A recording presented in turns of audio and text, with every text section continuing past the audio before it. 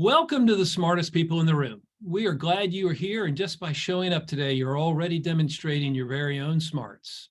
Today, I'm pleased to expand our horizons geographically and artistically. And I promise you will leave thinking, wow, who knew? And you'll also leave smarter and more inspired than you arrived. Before we get started, please let me take care of some business. First, to the audience, please feel free to introduce yourselves in the chat window. The reason we do these webinars is twofold. First, we want to showcase really smart people and the amazing work they do day to day in the music industry. But the second reason is a bit more nuanced. Many of you know that I am a music industry headhunter. I run the music practice at Turnkey ZRG, and I place music executives in roles throughout the industry. So by definition and function, I help people connect with companies. In this series, my goal is to help you make more connections, and I invite you to take full advantage of that opportunity. Specifically, I invite you to engage with the speakers and the other attendees in the chat of the Zoom. Please introduce yourselves, share your LinkedIn profile, say hello to your friends, and please make some new ones. And also ask questions of our speakers. We will try to address as many of those as possible during the session. Also, please make sure your chat is set to address everyone, not just the speakers. I want to thank our program sponsors, for without their support, we could not do this for free.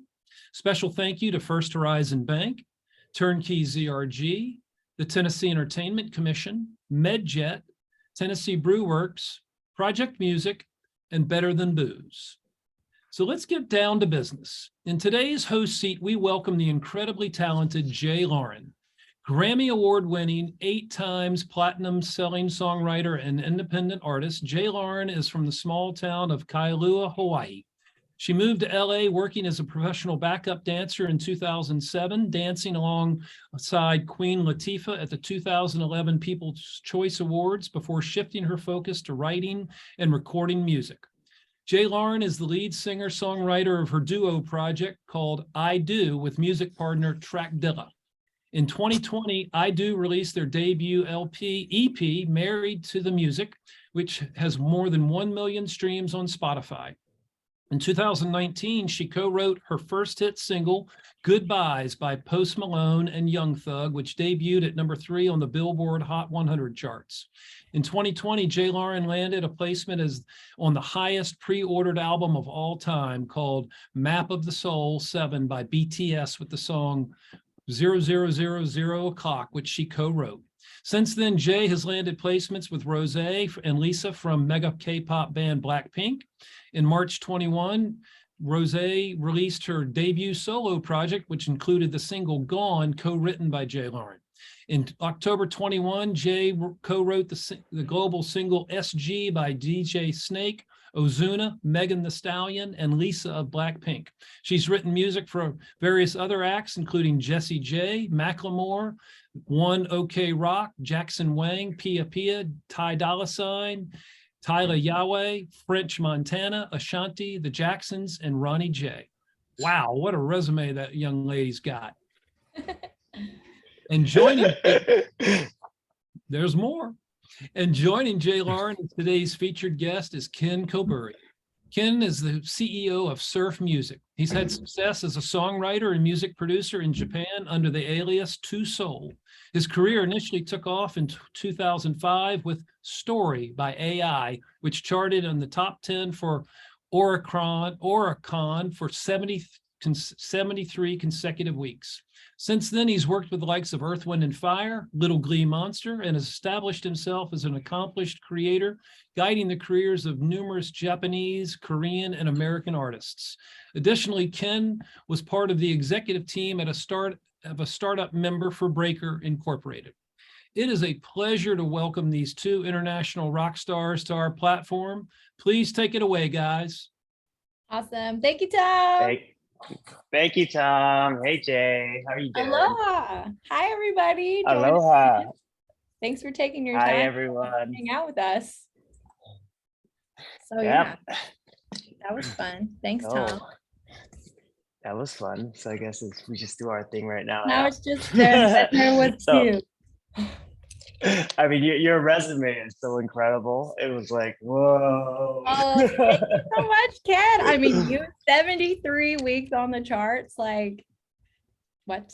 That's got to be Yeah. like the longest for anyone humanly possible. Mm. That's pretty crazy. Yeah. So, I mean, you are just very, very talented, and I'm just so happy to meet you. And we met through, friends, and now we're here talking about music. So let's hear Absolutely. about your side of the story. How'd you get Um, started? oh man. So yeah, I guess I'll kick it off for us, Ken. Thank you, by the way, for all that. Pleasure to be here with you as well. So yeah, I am a songwriter, producer.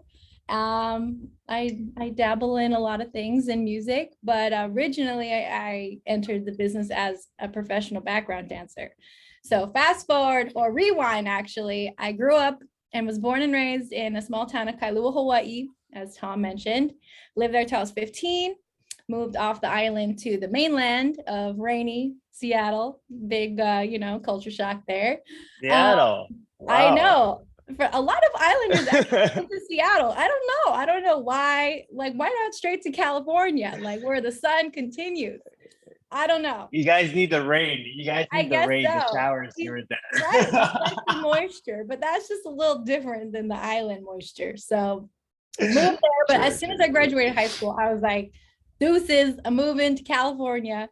So at 18, I packed up my stuff and I moved to LA by myself. Wow. And yeah, it was crazy. I originally moved to pursue my dance career. I was a backup dancer for artists and did a tour for Disney, did a variety Wow.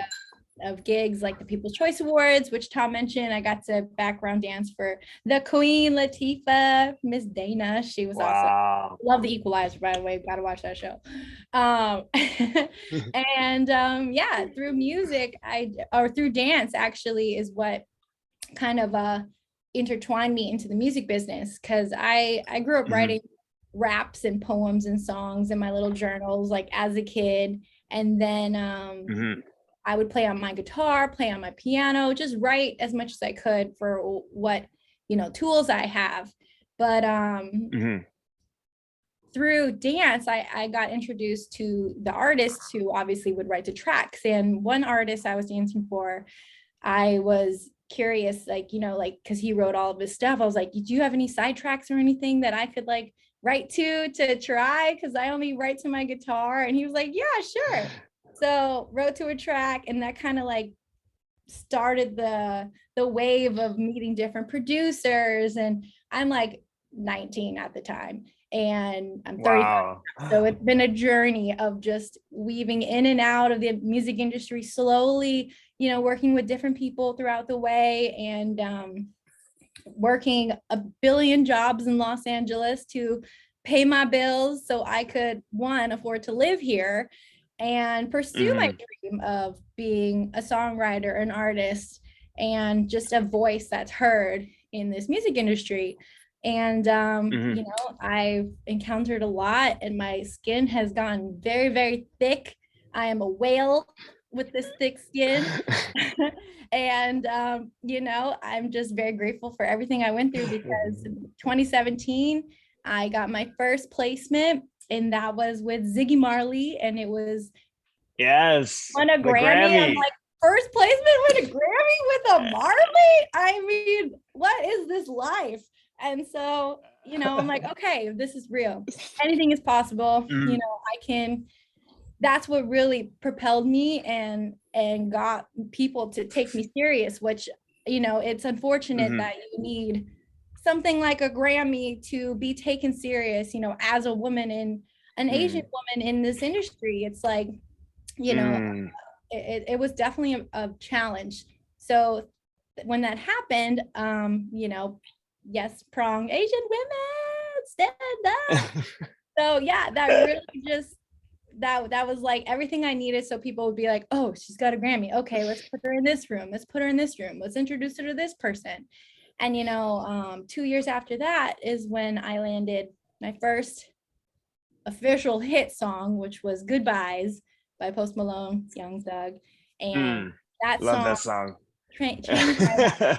Changed my life. And I always heard along my journey, people always said to me, it takes one song. It takes one song to change your life. One song will change your life. And I'm like, I keep hearing this, but like, when is the one song gonna happen? How is it gonna come to life? Like, wondering and like waiting and like, you know, living check to check in LA until that moment happened. And then finally I was like, okay, I got money in my bank account. I can pursue my career as a songwriter full time, you know, and it's really true. One song will change your life. And after that, and being, you know, having a hit is something that's defined as being in the, you know, the top 10 on the Hot 100. And so Goodbyes was at number 3 in the top 10, and it lived there for a while. And it was just great because from there it was like, okay, I got, you know, the people from BTS reaching out to me and the people from Black Kids Camp. And it really just opened the doors and allowed people to,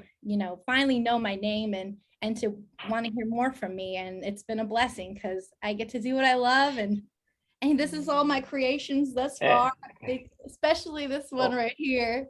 We'll dabble into that later. But yeah, that's just that's my long story short. So hit or a Grammy?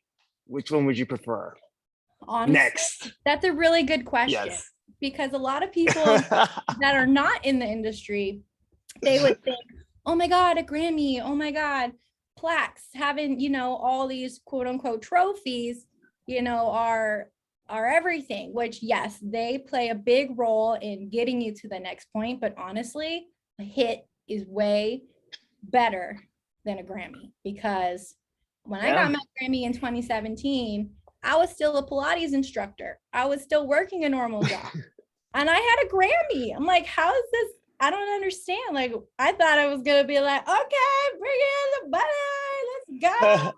But no, I'm like, it's really not like that, which you wouldn't understand until you experience it. And Grammys are great for getting people to take you serious. And it's definitely an accomplishment, but honestly, a hit is what will pay your bills and will change your life and allow you to, you know, invest in homes and buy your own home and have the ability to live the life that you truly want as, you know, a fully employed, self-employed songwriter.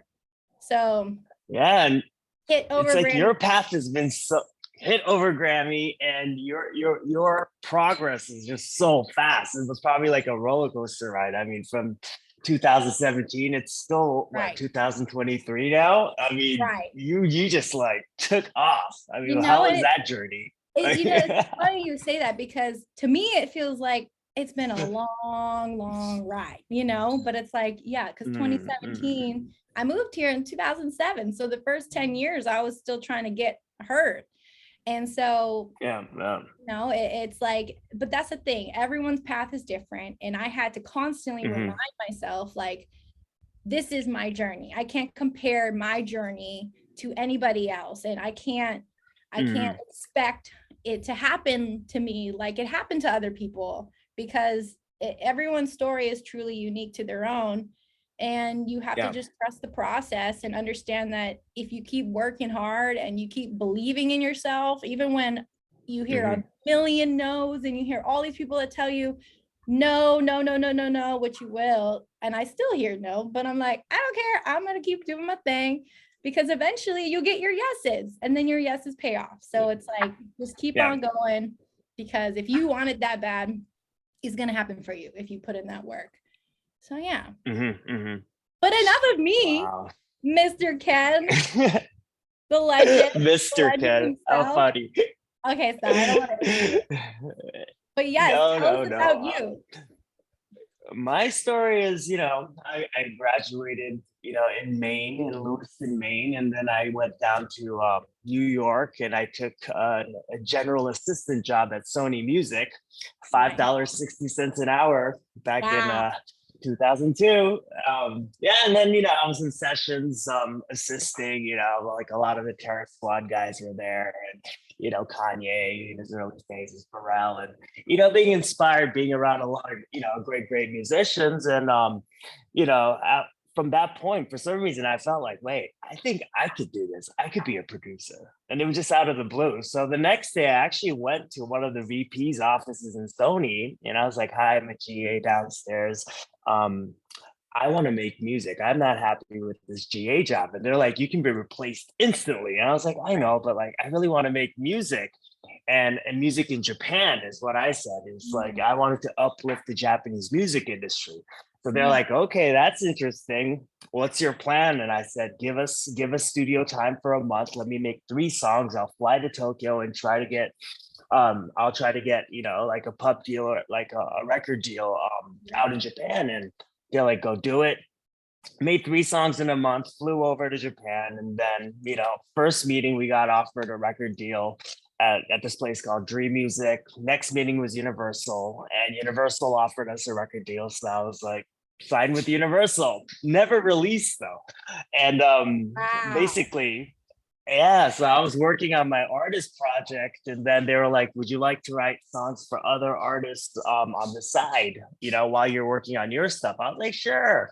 So, they took me to a show down in Shibuya, and this girl was singing, and that was the girl who I wrote that big song with. But, she was just all B-girled out, and she was doing her thing. And I thought she had a great voice. And, the first hit that I had was a song called Story from I. And that song had history to it too, because she was, very, R&B hip hop image, and suddenly it's a ballad. It's like one of those ballads your parents will like to hear, right? It's like the classics, right? So, she was hesitant in the beginning, and but we released it, and Universal Music called me. They're like, "Are you sure this is the song for her?" I'm like, "Yes." You got to get, you got to get the attention from the mass first, not just the very niche at that time, the hip hop, fans. And when she released it, we didn't even get on the charts. So I was like, whoops. But then just oddly, like this online flower service picked it up and used it as the background song, and that really out of all things really took off. And from there, it was just like it kept on going up in the charts, and we couldn't believe it. And it was like my second release maybe. So, and then it made the big show at the end of the year in Japan called Kohaku. And then from there, it just, 7th most sang song in karaoke history now. And I'm just like, wild. And to me, it's like, I've been through, I've worked with many artists, and, it's been a long career, but I think, that song really means the most to me because, it's not the awards, it's not, how many streams or how many times it sang, but like, actually, when I was at a bar that I usually went to, there was one bartender there, and she just came up to me and she was like, thank you for making music. And I'm like, okay, you're welcome, thank you. And she was like, I've never told you this, but like 3 years ago, she was about to commit suicide in her bathroom. She was about to slit her wrist. She was like, right when she got in the tub and this and that, and she got the knife out, she heard Story on the radio. And then she started breaking down crying, and she's like, that song gave me hope.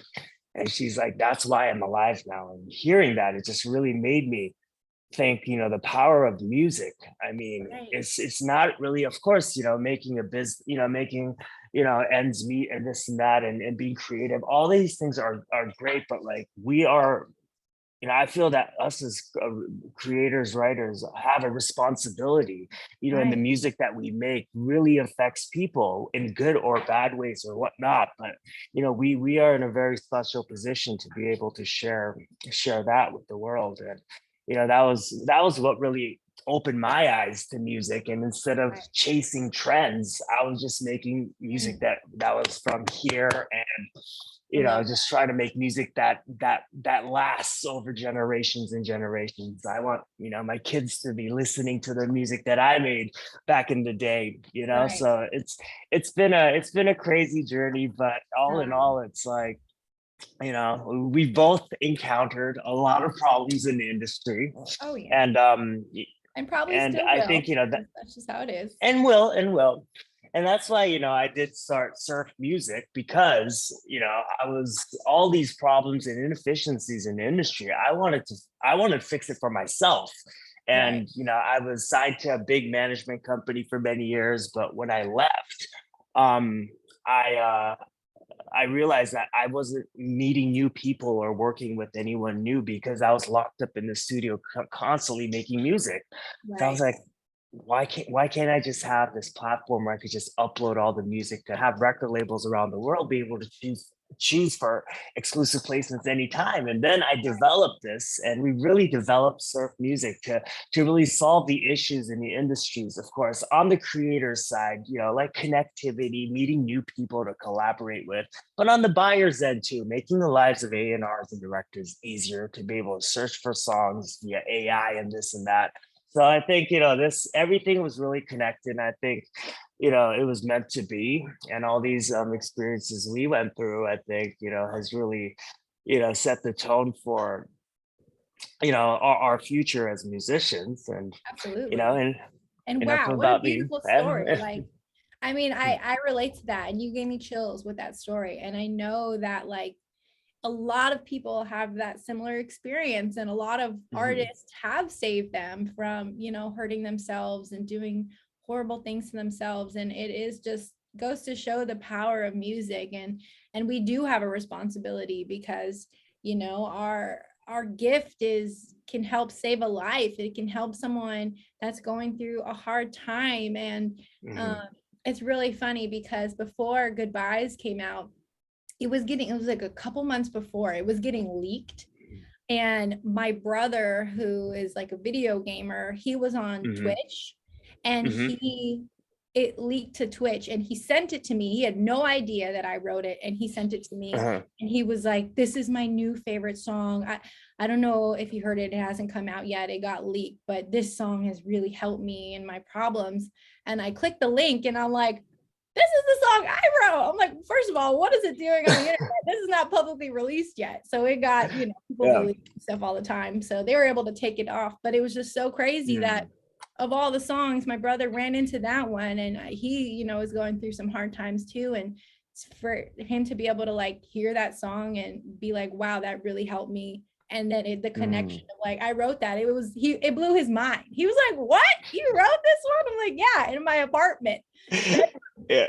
So it's And like, you never know. But mm. yeah, and when I got to go to his concert and hear the whole stadium singing, I want you out of my bed, I want you out of my head tonight, I was just like, oh my God. It's surreal, right? The It's first time you see it. Yeah. it's When you hear it. so weird. I'm like, Yeah. is this the stimulation? Because it is Yeah. just so trippy but powerful. I was like, wow, like it is just the most indescribable feeling. Yeah.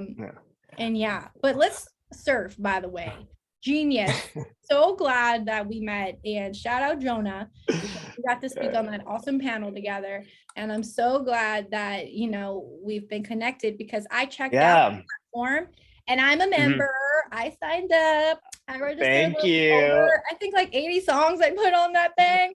I know, like you were like you're gonna sign up. I thought you were gonna like maybe put one or two songs, but you came in. You I was came like, in I'll throw it all hot. in there.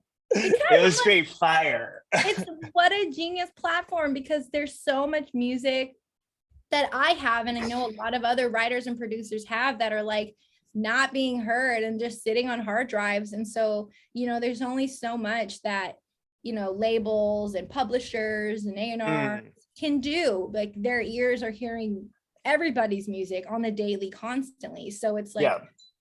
what a great platform to be able to not only just have your music accessible to labels who might be looking, but the brief section where like labels put out. And I think like maybe we describe this in like a very standard way for like people to understand, because you and I, it's like we hear, oh, the label sends a brief and they tell us what an artist is looking for. We submit our Yep. songs and it gives us a chance to have a placement. But like, how would you better describe that, like to a general person who doesn't know, like almost as So like like a Craigslist ad for something, you know? Yeah, so I mean, it's still very analog, right? And the thing is, like every A&R, they have their connections to producers. So essentially, they have a mailing list, and when they're looking for songs, they go to that mailing list and they send these briefs out, right? And it goes to the same people pretty much every time. They get the songs, they gotta unzip it, then they gotta listen to it, make it into a playlist, curate, and it's really time consuming, right? Right. And so, like, why not, if they could just create a brief on the go and be able to shoot it out to 1,000 10,000 producers at once and get submissions, and basically they give you these reference links on YouTube or whatever to what the song, the vibe they're looking for. All they have to do now is just cut and paste that link into the search engine, and it'll take a 3D print of the waveform, put 120 data points, and find the closest matching song to that. And as people submit to these competitions, the ones that are most relevant come up on top. So, being I worked at Universal for 2 years as an A&R, believe it or not, as my side gig at the time. But literally, I was going home with CDs like stacks like this, and even listening to the CD era. Come on, that's like way harder to skip through. Now we can just move the mouse to wherever to get to the hook faster. But exactly. There was none of that, so it just like the whole process was very analog. It still is, and I think as we keep saying, we're trying to solve everyone's problem, and our vision of Surf is to really build this together with our users, and as a team, we're an 11-person team from different pillars of the industry. We've all experienced all these inefficiencies, and we just wished it was easier to get our jobs done at times. So, that's what we were here to do. Well, kudos to you, because as a songwriter and a creative that wants more opportunities, even though I have a publisher, I have a manager, there's still so much more that I want. And it's to have this platform that anyone can sign up on. There's no, contracts, it's non-exclusive. You still keep your rights. It almost we're a tool. How do you win when we get to win off your platform? But it's such an amazing website and concept, and thank you for manifesting it into life. No. I mean, it's because of you guys too. It's for the creators, and truly, and you bringing are power creators, back. so Exactly. And the worst thing from a creator's point of view is when a lot of people, to place in countries, in Asian regions and whatnot, brokers come into play that hook you up to connect you. But of course, they need to survive too. So they need to, take something from that. But essentially that's coming from, the creator's share. And so our policy at Surf Music is that we don't take any royalties, even if songs are placed. And we are just here to help you and really pave the way for the next generation of creators. And as the age, the demographics of music producers, the age group is getting younger and younger, making music. Younger as in your 5-year-old, 6-year-old son who produced a fire beat I wrote to last night. Can we just talk about that? What? Yeah, that was pretty crazy. DJ Dean, he's still asleep right now, but yeah, he started making music when he was 5, using Loop Cloud and putting samples together. But his first attempt at it was the song that I sent you, Jay, and then you wrote on it, and straight fire. I was blown up, and little Dean was just teary-eyed, and he was like, I'm so proud of Jay. I'm like, dude, what do you mean you're so proud of Jay? I was like, he said that. That's everything. That just makes me feel so good. I'll have to play a snippet because let's play. Okay, well, so long story short, Ken's son Dean, who's now 6, made his first track at 5, and this is the beat that he made. And I wrote youngest producer on Surf. Yeah, he's the best producer in the world and the youngest. And we made some fire last night, so I'm gonna play it.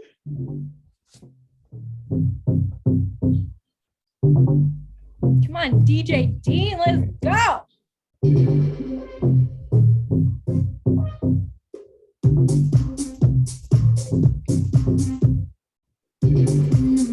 get you. Don't you hesitate. These clowns got you hungry. Wait, we just started a fire. Feel the flames. This track got you going, baby. Going insane. No, don't deny it. Let it take over. It feels good just like it should, yeah. Let it go closer. It feels good, real good just like it should, yeah. Hey. Let it bring you around. Hey. Let it bring you around. DJ Dean in the club. When the music hit, got you going crazy. When the music hit, got you going crazy. Get up on your feet, no time for lazy. No bad habits, no Steve Lacy. Listen up now, all rock me down. High up now. You want that bass, turn it up loud. Scream on the stage, 3, 2, 1 now. Hey. Let it take over. Woo! So yeah, that's a little Yeah, little snippet. that's a little snippet, yeah. But Y'all, I a mean, 6-year-old made that beat. Come on. What and he's world got are we 2 living more in? coming too. And he was like, Daddy, you know what we should do? The other 2 songs that I wrote, we should rearrange that and send that to Jay too. And I was like, all right. I'm all right." waiting. I am waiting. It just shows like that anything is truly possible. Like if you have a passion to Yeah. do something, like we live in an age where there's so much accessibility and there's so many platforms out there for you to be able to learn to create. I mean, I taught my husband how to make beats in the pandemic, and he was a ex NFL player, like, and I just taught him. I was like, this is how you use Logic, this is Splice, this is how I produce. Like, you start with a loop, like a melody loop, and then let's add some percussion, let's add a clap, let's add a snare, let's add a kick, let's add some shakers, like sauce it up with some vocals and risers, like, and then boom. Like, it's just, if you really want to learn how to do stuff like this, like, you know, I mean, if a 6-year-old could do it, you could probably figure it out too, right? and then once you're done making your song and you like did your homework on YouTube to know how to like give it a nice mix and how the levels are right, then you log on to discoversurf.com and you create an account and you upload your song to Surf. And then you never know, maybe a label's like, I want to use this for my band, for my new boy band, and then boom, you got the biggest song in Japan. Who knows? And we are opening up, briefs within the creator platform too. So if you just have a beat, like Dean just makes his tracks. He doesn't top line, right?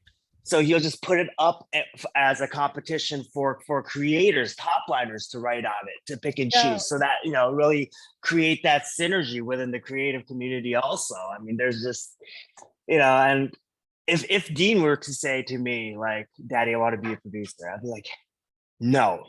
Before Surf, I would have been like, no, you don't know how hard it is. But now it was like, all right, sign up for Surf. And if you can make a living off of placing music and as a professional musician, go for it. And I think, a lot of parents feel the same way, because when your 5-year-old makes a beat, you're not going to go to the record labels to shop it or try to get them a pub deal. They're not going to take it serious. They're not going to take it seriously. And then, like, the thing or is, like you even said, you signed to Universal and none of the music came out. Like, that's a really big trend, is signing acts and shelving their music so they never get hurt.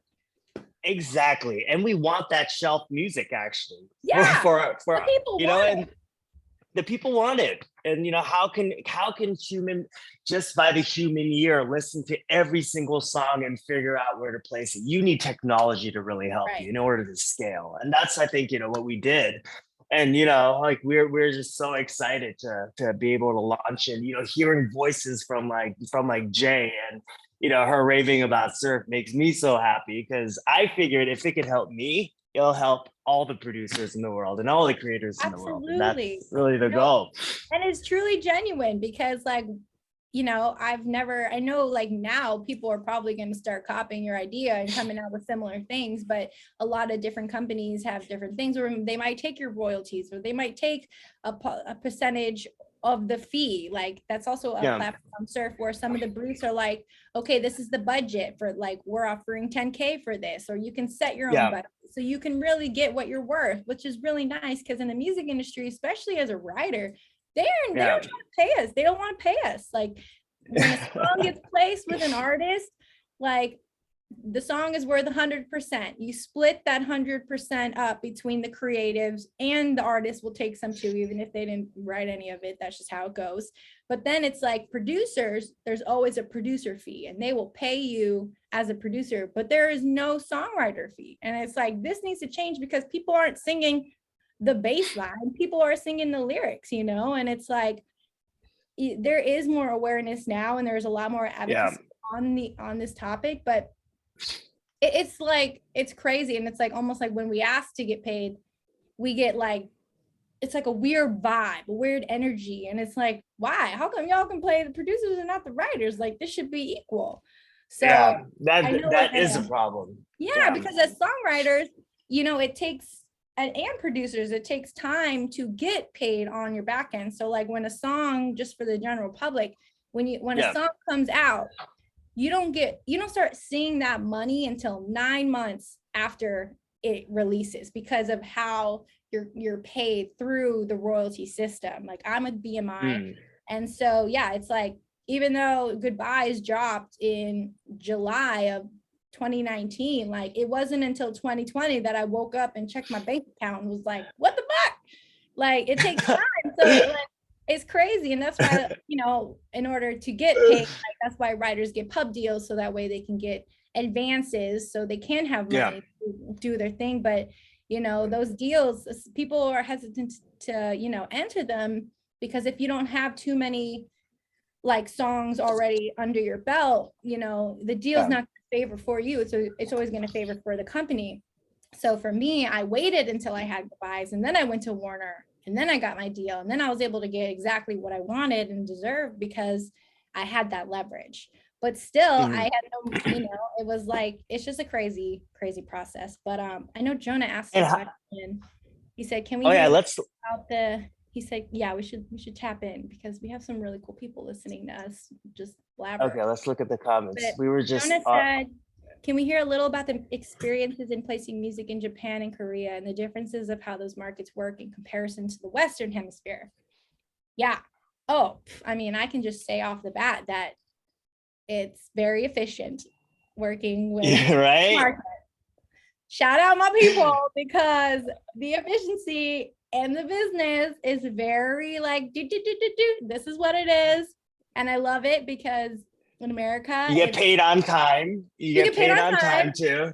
Yes, you don't chase for your money. No, everything is clear cut. I mean, and then just the music alone, the turnaround, like, is crazy. Like I recently wrote a verse for Jackson Wang on this song called Left Right. It's a remix for this group called XG, and Sierra and Jackson Wang hopped on the remix, and I wrote Jackson's verse, and literally 3 months later the song came out. So I'm like, the turnaround is crazy, because here it's like, it could take a year, it could take 2 years. Like you have no idea when it's going to come out or how long it's going to take. Like it's just that in itself is a big difference. But yeah, what do you think? I mean, I think it's very efficient in Japan. You know, like once, you know, the process it works, for example, is, you know, they put a hold on the song for 30 days. They make up their minds pretty quick. And after that, you know, when you send the stems over for a pre-pro, you know, you just send them the vocal stems and the 2-track of the instrumental. They do a pre-pro. If they like it, it's done. So the end of the month, they wire over the track fees, and that gets paid to the creators or the writers of the songs. And from there, the release happens. And I think, you know, like 6 months after the release comes the first set of royalties, and it comes every 3 months, so 4 times a year. So it's and there's one. There's usually, if you're not signed to a publisher, it's not a big deal. Like, you know, there's this thing called the lead publishing system in Japan. We'll also have sub-publishers to facilitate unpublished writers. But, you know, pretty much since, you know, we've placed like over 26 songs with Surf, and we just, you know, over the past, like, you know, 2 years, and we got 6 number 1 so far. 6 number 1? I know, right?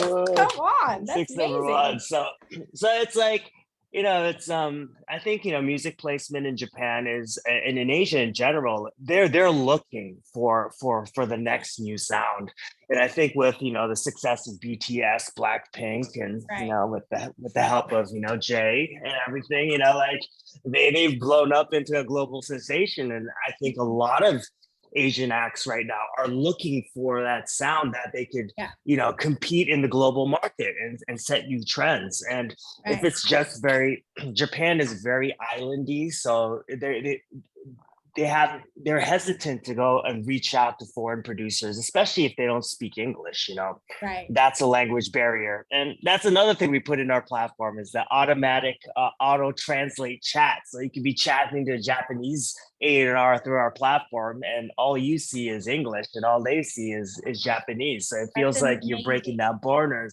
But we just really want to encourage and really bridge that east to the west markets, and really bridge the world. And I think, one step at a time. Korea, Japan, US are first markets, but Europe, South America, China next year, all Right. these great things that we're thinking about, really setting that new setting that new community and ecosystem within Right. creators and buyers.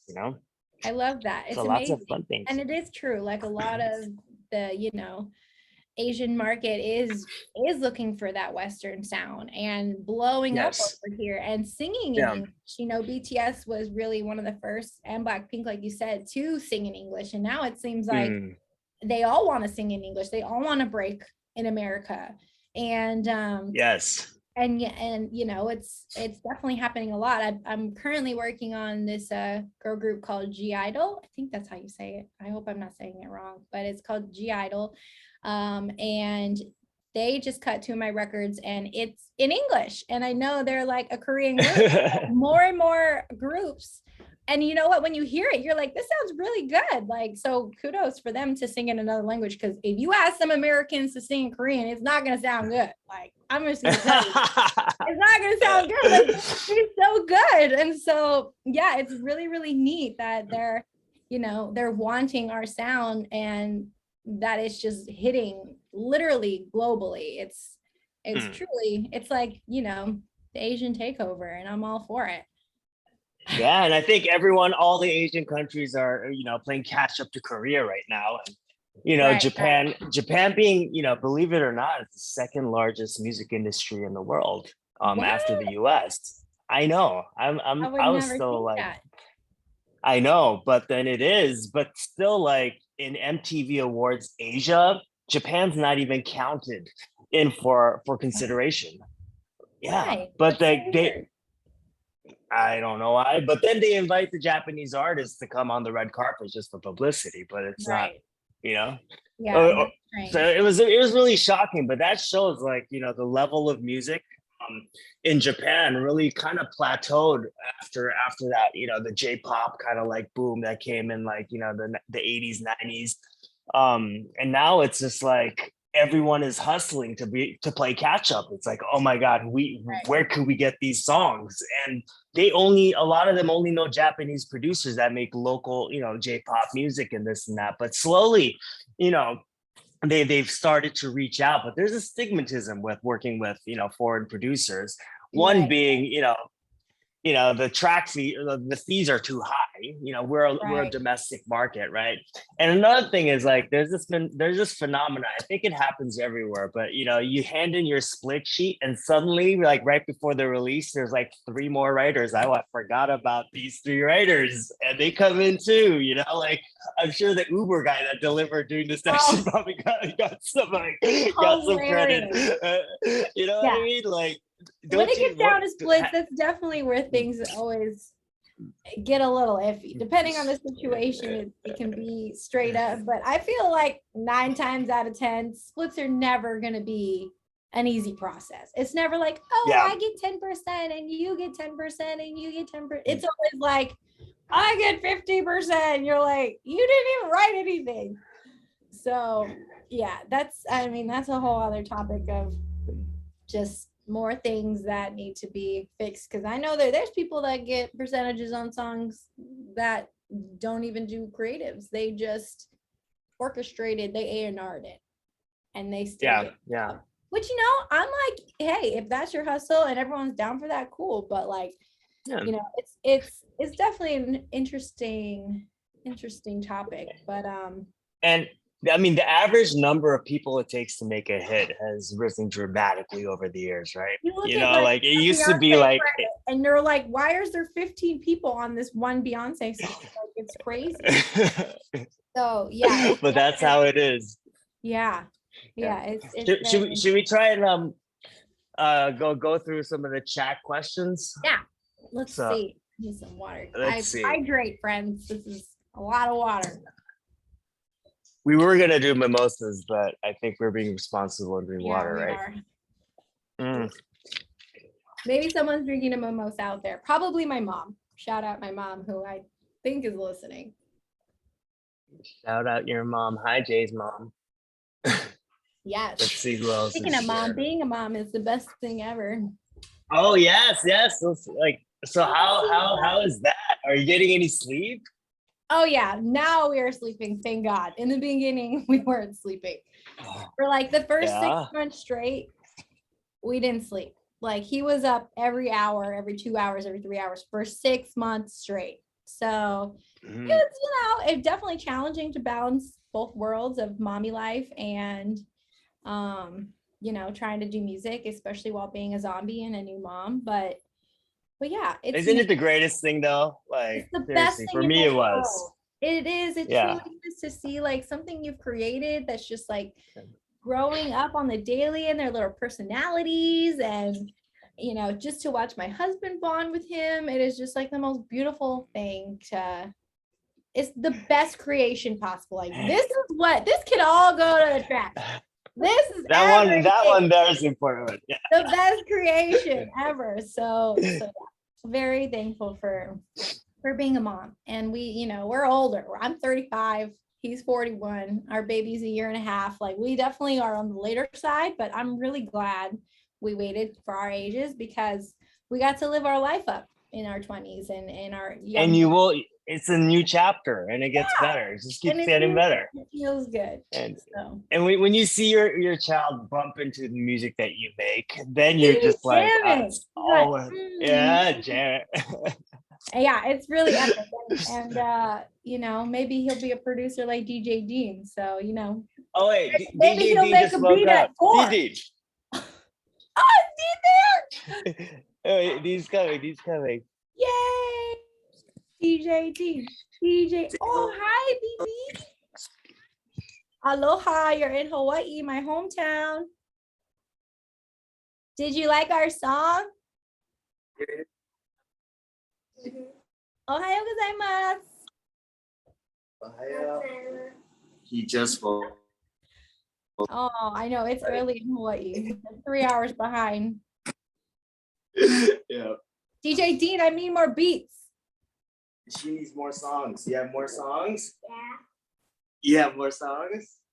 Are you gonna send it to Jay? Please. He said, I okay. want more. Feed the need. More Dean. More DD. You just have like a little prodigy over there. I mean, what is it like? Oh, your audio's cutting out. What'd you say? Like, Sorry, you're cutting it's out. true. Like it started out as a hobby, but then like from there it was like, the family, no one really took it seriously until you sang on it. And then now it's like, wow, it sounds like a hit. It's like, So it is a hit, and I can't wait to see who records it, because it's a vibe, and we got, it's just the beginning. yeah. My inbox is always open for you, DJ Dean. I will block out time for you, my friend, because it's not every day I get to work with a 6-year-old prodigy. I know it's hard living life over there, huh? Dean? Just on vacation in Hawaii, just big baller over there. How's Hawaii? You having fun? Yeah. I love it. All right. Let's Why see, don't what you did- you gotta go eat your breakfast. I'm gonna look at this chat. Emily said, during those times of rejection or creative blocks, what do you do to re-energize? Or do you have any rituals that have kept you going? Any rules? I write songs a day. That's a great question, Emily. Times of rejection, creative blocks. You know what? Creative blocks are going to happen all the time. I'll be like, I need a week off where I don't write. I need 2 weeks off where I don't write, because you have to recharge and you have to live life. I mean, writing music comes from experiences. It comes from emotions that you're feeling. And if you're stagnant, or if you've been going too hard and just writing, and you feel like, what else do I talk about? Like, go live life. Go out with some 100%. friends. Go watch some movies. Go into nature. Like, life is what's gonna re-energize your creative sense. And it's like, you can only push yourself so far, and you still have to have the human element. Like, and I think that's a really good way to re-energize your creative, is just to live life. I agree. And in terms of rejection, use rejection. At least I use rejection as fuel. Yes. Yeah. Don't need that. Like, oh, you're gonna say, you know what I mean? Okay, what's wrong with you? Watch. What's wrong with you? Just like all the doubters there, man, just watch. And I think we've been able to prove people wrong. I think we will continue to do that as we continue our mission as creators and as parents. And and it's at the end of the day, it's like, and as Jay said, you have to live your life, and you just can't sit in front of a computer praying that you'll be inspired. Because if you're not in the right mood, and if you're not feeling good and loving yourself, nothing honest is going to come out. Nothing good. Facts. You got to make yourself happy before you make others, So that is it.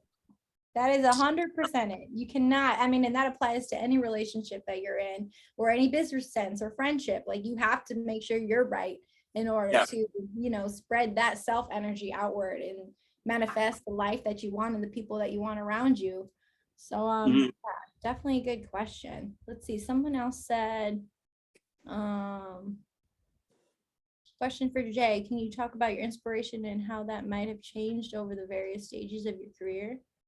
That's a good question, because before any of my hits, I was like so hungry, and I'm still very, very hungry, but it's a different level of hunger when you're like, literally like, how am I going to pay my bills and how am I going to do this and that? I was like, it was literally in that go, go, go mode, and then being like, I need to re-energize. I need to break and live life. And now, the stage that I'm at, it's like, okay, how do I do things that are purposeful?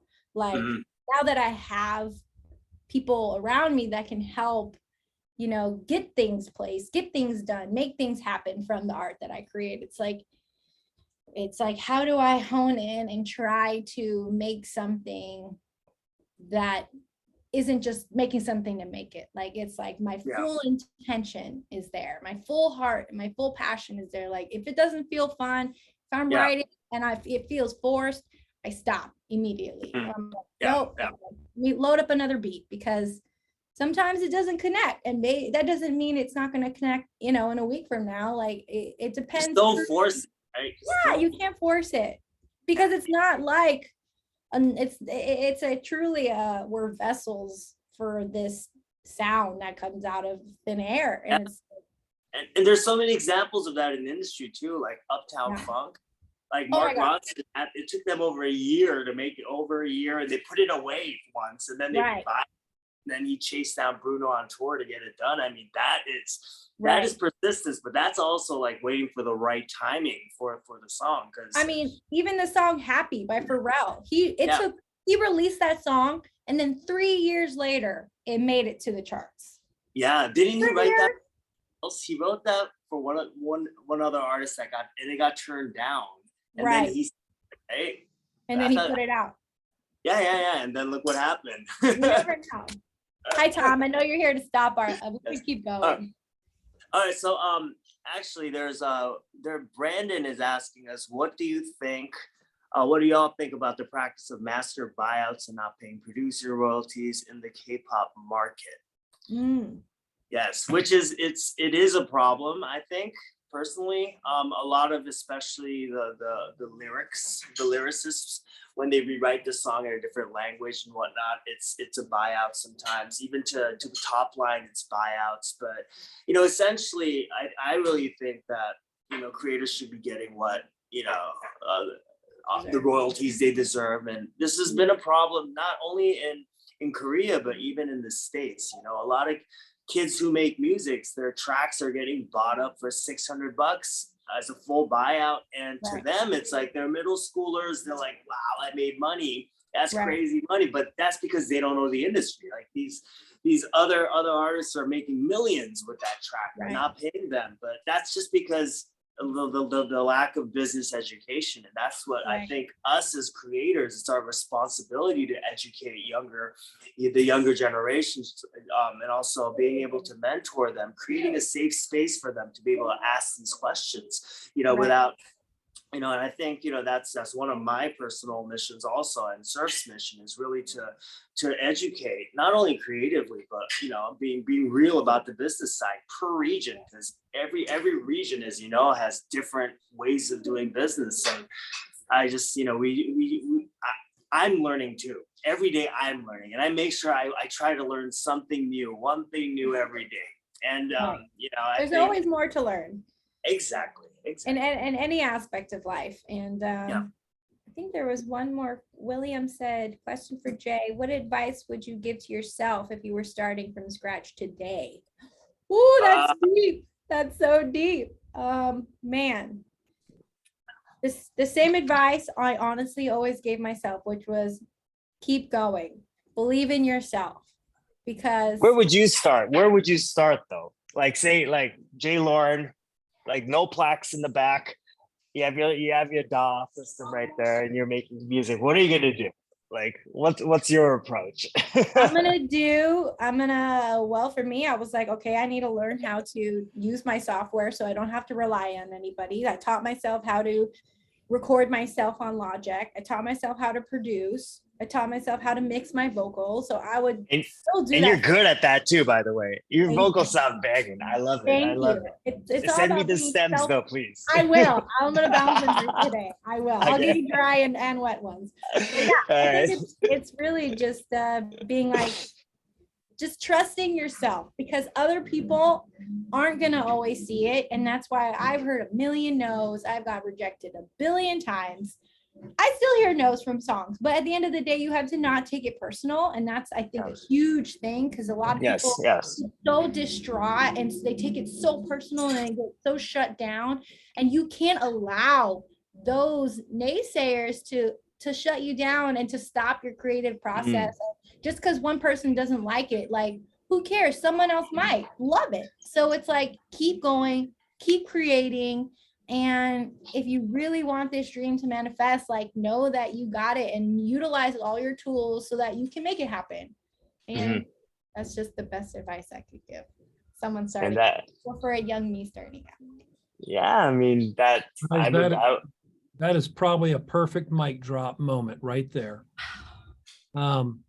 Hey, I do hate to cut us off, but we it's okay, respect Tom. for everyone's time. I always cut it off at the hour, and I just want to simply say I'm blown away, and you did exactly what I promised the audience you would do, and that is inform and inspire and create that impression. Damn, who knew? So this has been amazing. I want to thank Jonathan Streetman and Rock Paper Scissors for bringing you two rock stars to me and expanding my own horizons. To the audience, you got yourselves a real treat today, as I promised at the outset. And to both of you, I want to encourage you to keep doing what you're doing and helping young people create more opportunities for the music business. Ken, your son, oh my, can I be his manager?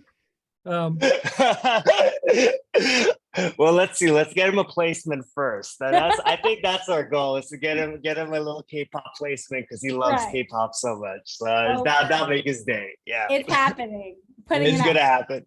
Let's do it. I'm gonna say, I'll never forget the day I heard that beat for the first time on this platform. Yes. Thank you very much, folks. Thank you guys. Thank you so much for joining. Yeah, thank you for listening to us. Feel free to I reach out on our know. socials if you want to talk more. Yes. We'll see you later. Thanks, Tom. All right. Thank you. Bye. Thank you, Jay. Bye, Bye. Ken.